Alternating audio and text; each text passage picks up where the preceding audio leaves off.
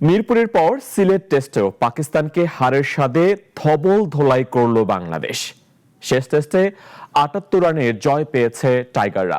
পাকিস্তানের বিপক্ষে test series জয়ী টাইগারদের অভিনন্দন জানিয়েছেন প্রধানমন্ত্রী তারেক রহমান।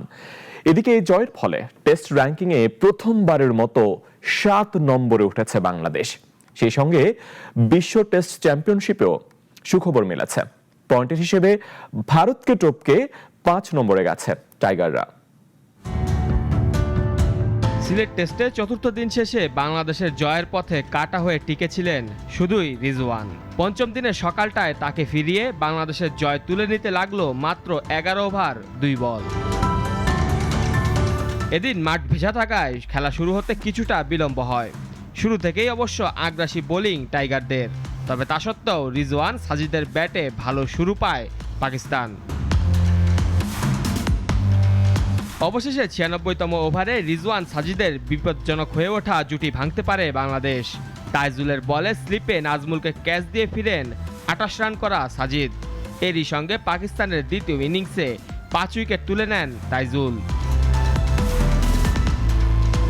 পরের ওভারে বল করতে আসেন শরীফুল। এই পেসার তুলে নেন বাংলাদেশের জয়ের পথে সবশেষ বাধা রিজওয়ানকে। গালিতে মিরাজকে ক্যাচ দিয়ে ফেরেন ৯৪ রান করা পাকিস্তানি ব্যাটার।